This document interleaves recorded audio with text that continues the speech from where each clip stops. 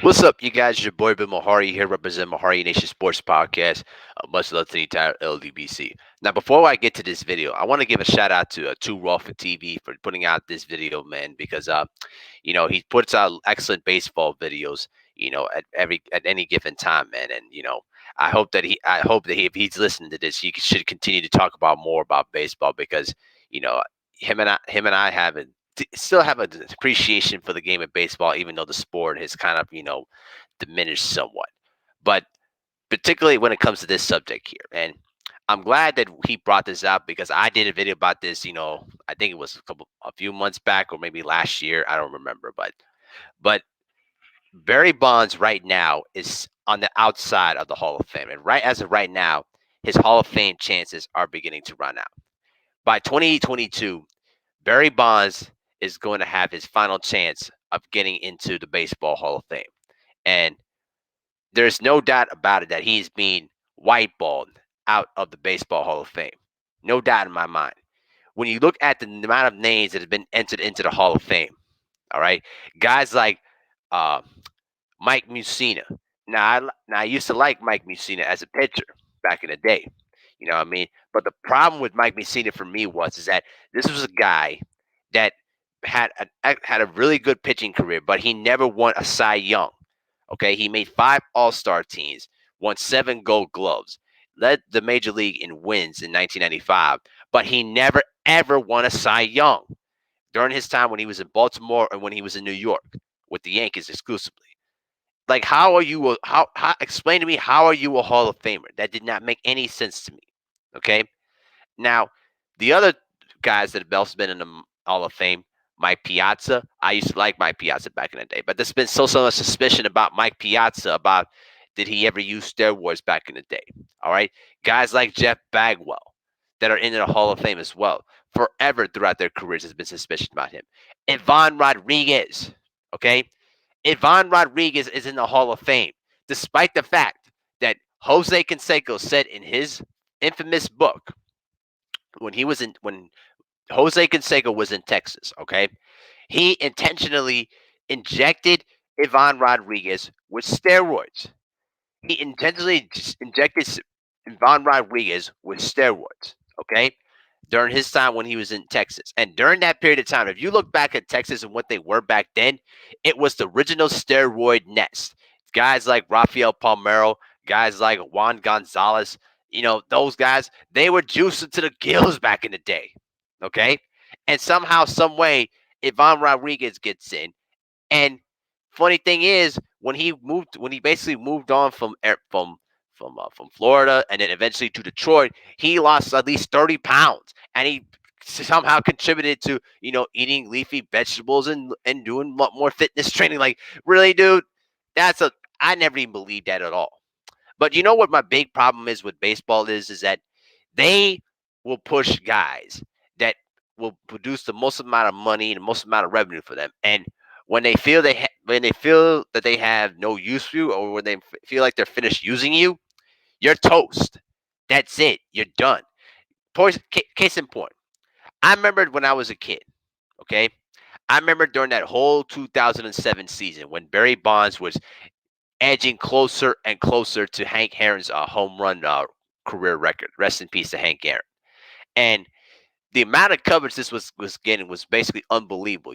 Every time when I was watching Sports Center, I mean, it was nonstop coverage of Barry Bonds as he edged closer and closer to Hank Aaron's record.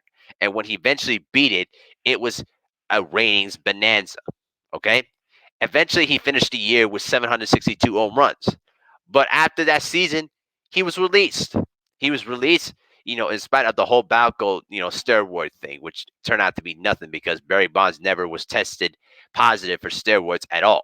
You know what I mean? But people like to play the suspicion that he gained 30 pounds in 1 year or 2 years, which is absolute crap. All right, you don't just gain 30 pounds in 1 year. That's just absolute crap.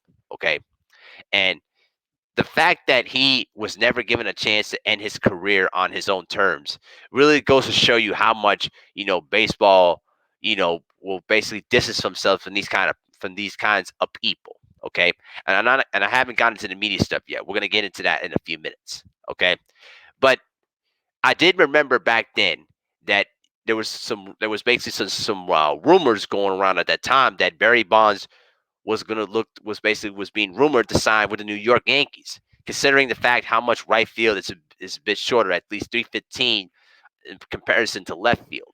Okay, can you imagine how much Barry Bonds would have benefited playing in Yankee Stadium with that short right field in the old Yankee Stadium? I'm not talking about the new Yankee Stadium. I'm talking about the old Yankee Stadium. I mean, he would have had 800 home runs by then, a lot more. Okay, this was a guy that averaged basically at least 30 home runs and 100 RBIs per season. This was a guy that literally was the standard of a dominant hitter on the mound. You know the good old saying is that the pitcher always has the advantage over the hitter. Well, when Barry came in, he changed all of that because he had excellent hand and eye coordination. All right, his bat speed was off the charts. Right, and he had excellent ability to guess what your best pitch is, and then basically could slam it out of the ballpark. And you know what the really interesting fact is that during that same year in 2001, when he was breaking Mark McGuire's single season home run record, okay, he only had at least two good pitches a hit per night, and he would either slam it out of the ballpark or do an intentional walk. All right, I've seen other teams intentionally walk Barry Bonds with the bases loaded for crying out loud because they didn't want to pitch it against this dude because they knew that if they made one critical mistake against Bonds, that he would just humiliate them. I mean, that's how dominant he was as a baseball player. Now to the media's portion of things, okay? We all know that Barry Bonds was not media friendly. And it goes back to when Barry Bonds was a youngster growing up by his father. He talked about how watch how the media influences things. They'll take what you say, twist it, and bend it to another thing, and try to make you look out to be the bad guy. And his father was correct because from that day forward, Barry Bonds had a standoff, has had a horrible relationship with the media. And that right there has a lot to do with the fact of how Barry Bonds is not being voted into the Baseball Hall of Fame. Now, I'm going to tell you a personal story for me, okay? When I was at college at the University of Minnesota studying journalism, okay, I was with a sports journalism class touring the Star Tribune, and I basically ran into Lavelle E. Neal III. Lavelle E. Neal III is the lead writer for the Minnesota Twins. He covers for them, and at, and during that period, he was also the president of the Baseball Writers Association of America. Those are the writers that basically voted players into the Baseball Hall of Fame, and we had a debate about this about why Barry Bonds is not in the Hall of Fame. And I flat out asked him, what is the media's resentment going on around here when it came to Barry Bonds? And he talked about how there were a lot of writers that basically had personal resentment against Barry Bonds because Barry would say a lot of would ridicule them, say a lot of different things about them, especially to some of the stuff that they would write about him. Okay, and talked about how they try to portray him as this bad guy. Now, he did make his mistakes. Now, Barry will admit that he made some mistakes in his life, but there's no excuse to the fact of how now you're going to penalize a guy who's done some bad stuff outside of baseball. Now you're going to count that into consideration when it's time to give him his ultimate honor. All right, you had no problem voting Barry Bonds with those 7 MVPs, and it should have been in at least 10 MVPs because how in the hell that Terry Pendleton was the MVP in 1992, or even what's the guy's name? Kevin Nitty in 1996 was also voted MVP that same year. I mean, ridiculous. All right. It's also the only two cases out of the top of my head. I'm sure there's probably others. But the fact that you were able to vote him 7 times as the National League MVP, but yet give his ultimate honor of putting him into the Baseball Hall of Fame, you basically are trying to diminish that is absolutely ridiculous. And not just Barry Bonds himself. Roger Clemens must as well. Roger Clemens was perhaps the greatest right-handed pitcher of his generation. And because of the so-called steroid accusations and the fact that he too was not friendly and basically was not friendly to the media, he's also being white balled into out of the Hall of Fame. Okay, Guys like let's see, Sammy Sosa, who had 609 career home runs and never tested positive for steroids, but yet the fact that he's now voted into the Hall of Fame, and more, and also another thing, how in the hell that you're not? How in the hell can the Chicago Cubs look themselves in the face and say that Sammy Sosa needs to apologize for them? For what? Barry, I'm gonna tell you something. Sammy Sosa, for his career, helped that Chicago Cubs franchise become one of the most glorified franchises in all of sports. Okay, during his career.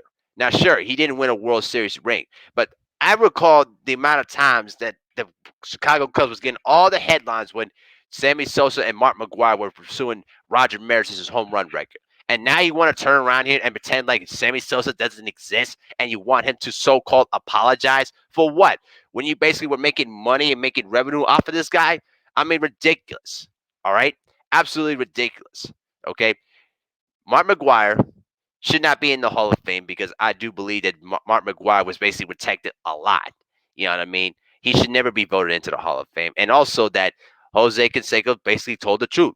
And to this day, Mark McGwire hates Sammy Sosa for basically ratting him out about his steroid use. But if we're being honest with ourselves, Jose Canseco did tell the truth. But on the other side of the ledger, so Jose Canseco did it for himself, and he did it to get back at all of the baseball establishment who basically tried to, try to distance themselves from him from getting back to another baseball team. Okay, now back to Barry Bonds in hand here. His time is nearly up. Okay, when I look at the percentages of Barry Bonds' record of being entered into the Baseball Hall of Fame, all right, it's basically slowly increasing within the mid 60s and the upper 60s. You need at least 75% of the vote to get into the Baseball Hall of Fame. Okay, and as of right now, his percentages have slowly increased. Okay, but right now his numbers are still not enough. His voting percentages are not enough to get him into the Baseball Hall of Fame. Okay, and so at the end of the day, this game needs to be, this whole ridiculous petty resentment by the media needs to stop. All right, you had no problem with them giving him 7 MVPs, but then when basically it's time to put him into his and put him in to the ultimate honor of the Baseball Hall of Fame, despite of all the guys you just previously put in, you decide not to put this man in. All right, it's absolutely ridiculous. If they don't put Barry Bonds into the Baseball Hall of Fame, then the Baseball Hall of Fame is going to basically equalize to itself to the WWE Wrestling Hall of Fame. That's how bad it will be if they do not put Barry Bonds into the Baseball Hall of Fame. Like I said, of all the names that you put in, the names that you allowed to get in, you don't put Barry Bonds in there. I mean, it will just turn into an absolute joke. And then you're going to put his name into the Veterans Committee. And the one thing I know about the Veterans Committee is that they wait at least 20 to at least 30 years after the fact when a player dies. Then they eventually will put him in out of sympathy. Okay? Barry Bonds should not be brought in out of sympathy. Barry Bonds should be put in because he was the most dominant hitter and one of the best 5-2 players in his younger days in the history of the sport. Okay? And if you don't put this man in there, you know what? Then the Baseball Hall of Fame should be rendered as meaningless. All right, that's how a lot of fans should look at this right now. All right, and especially for me, because there's no way that this guy who put up these monster numbers and all these accomplishments, despite the fact of never winning a World Series ring, despite all that, there's no bleeping reason at all that this guy should not be in the Baseball Hall of Fame. It's ridiculous, and we all know what the racial reasons is. I'm not going to get into that in this video here, but it's very simple. Put this man into the Hall of Fame. End the Madden. End this controversy. End this feud once and for all. Put this man in the Hall of Fame and let him have his time of honor and respect that he truly deserves. All right. But let me know what you guys think in the comment section below. And with that, I'm out. Peace.